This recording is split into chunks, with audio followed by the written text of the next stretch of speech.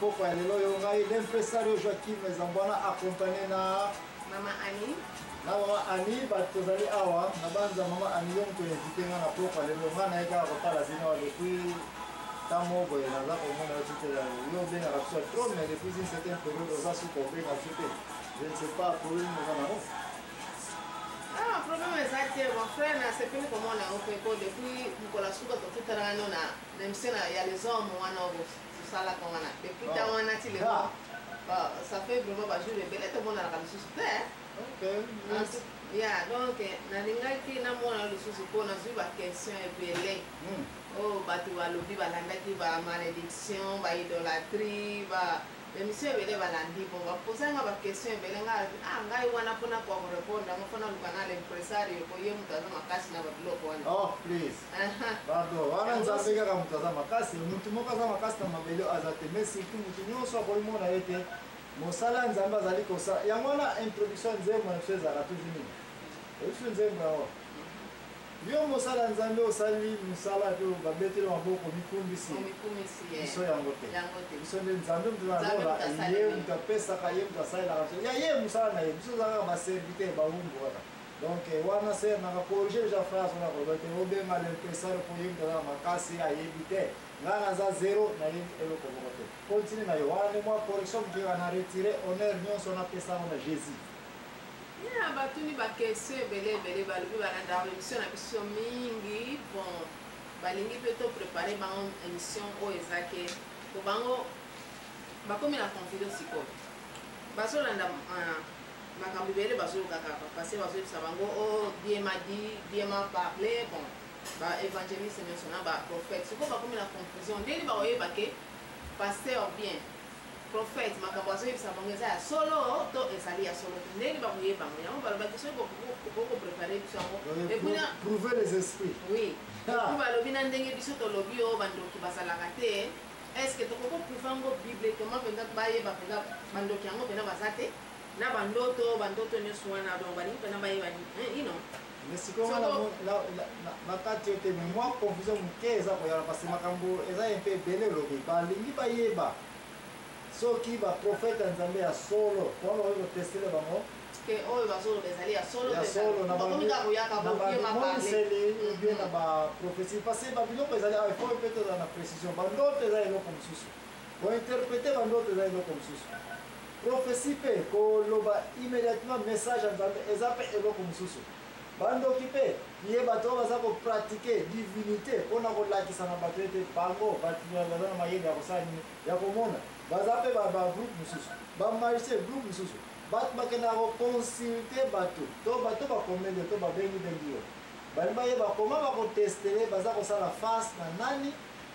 na bamisala nyonso ezali ke bango mayele bamoni ete suki ya mayele na bango esui mpo balobi balandaki emiso balobi oyo biso tolobi bandoki baza te bo baza mpe na confusion mpo balobi oyo bandoki baza te bango ntango bazolalaka bazomonaka bandoto mabe bazomonaka biloko nyonso wana oui sikoyo bazocomprendre mpena te nini pene kokozala bona ntango bamoni yango balobi na ntango bakomona oyo paster alobi na bango bo dieu m'a parlé dieu m'a dit nyonso wana bakomi sikoyo na confusion bazoyeba te estce bandima oyo ndenge bakoyeba estce prophète azoloba makambo malamu ya solo oyo eza ya solo te donc yango balobaki balingi bayeba nano bayeba nini mpenza merci mingi bandeko bino bato tosili kobenga mama Annie qui est l'activiste vena mpoka lelo mpona kotante koyeba epe baquestion émission ekoki kozwa miyano kati na émission oyo ya la vérité me na banza ngai l'impresario Joaquim Zambwana na mpoka lelo oyo nakoki koklasse émission oyo na batitre ebele me tokoki kotante kokombine yango epuis selon demande na bino soki makambo oyo ezala claire te tokotante mpe okenda badetail malembe ya basujet oyo na banza na mpoka lelo mama aniselo makambo oti koyebisanga nakotante mpe koloba ete sujet oyo ekozala un peu très large parce que tokoloba makambo etali songe yango wana mpenza balobi rêve oui cauchemar oui nyonso wana vision mosusu ya prophétie na banza na révélation donc nyonso wana amoni ezaki eloko mais parce que eza eloko moko te mais bato mon peuple parlé par quoi? Par manque de connaissances. Même il dit que ce que vous avez dit, chaque émission de ça là. ete soki opesi biki oyo na mwana moke akolia yango mpona nini po ayebi ntina nango te ayebi définition na yango te nayebisaka yo mpe lisusu ete balange na biso kiye badialecte oyo tobotami nango par exemple balingala kikongo eza balange te eza badialecte raison tiza kobenga badialecte parce eza riche na mo te nakoki koyebisa oyo likambo boye ke bandoto bavision bacauchemar baprophétie barévélation biloko nyonso oyo eza na esika na yango soki okei na rere na définition na yango okokangama na file satan akozwa yo okozala mosambeli me na mokolo suka nkolesa koloba longwa awa nayebi yo te likolo kaka kozala koyeba nini ozalaki kosala mpe ozalaki koyeba définition wana nde définition ya eloko na lobaka ete mwana moke pese bika kolia yango lokola bazoka ya mibale na ye biso awa balange na biso ndeko na ngai ntango oza koraisonne ya langue soko obikaka minoko moko kie baminoko précisement oyo ya biso partout okenda mona n'importe quel pays badialecte ezali napose question soko otielanga tembe na frère na sere oza kolala na soko otielanga tembe napose mama ani question que signifie songe na kikongo to na lingala mpona langue moko oyo oyebi bien ya badialecte na biso songe ezali ndoto ndoto bongo cauchemar eza mpe ka ndoto ebongo rêve eza mpe ka ndoto ebongo vision eza kaka mpe ndoto kaka ebongo révélation ndoto kaka mpe oza bongo na ye te tozokende nulle part mutu nyonso oyo ayebi kaka munoko oyo abotami nango oyo babengi koma dialecte na bamakambo ebele akozala na difficulté ya koprogresse na vi na ye eza te mpo oyo obengaka kimazulu kimpeve eza te mpo oyo oza paster soko oza kaka koraisonne badialecte ya biso ekangami kaka na ndoto ndozi rêve ndozi makambo nyonso ndozi nde place wana satan kozwilo mpe facilement kasi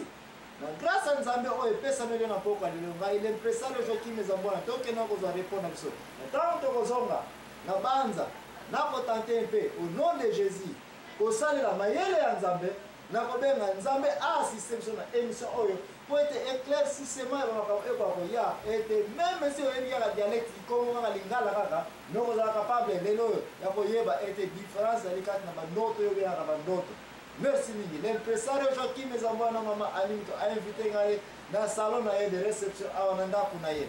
parce que semaine passé ndenge auti koloba te ozalaki na programme ya nini ya les hommes namonaki botongai ngai ya to yo mama Béatrice na paster wili non tozali kaka koloba me totongaki yo te que signifie kotonga ce n'est pas que moto aza absent oza kolobela kombo na ye mais soki tozalaki biso tozali komi biso pato tozalaki wana ngala kendaki nanga bostikaki kolobela kombo na ngana biso misato soki kotonga bato misato wana eza soki kotonga te kotonga ezalaka bato mibale mutu soko aza présent te ser na ngai eza matondi bolobelaki ngai na paster napinao na paster wili mais problème ezali te olobaki nde makambo po makambo okenda kosala na sepe wana tosepelaki nango te yango toza koyebisa ye mutu no wana otikaki wana po aza koloba na place nango po toyebisa yo bosalaki tosepelaki na ezalelo wana presario joakim zama ntango tokozonga me yo mama ani yeba kaka ete émission ya kotonga bande moke jésus alingi yango te tokolobela mpe songisongi tokolobela kotonga lisusu wana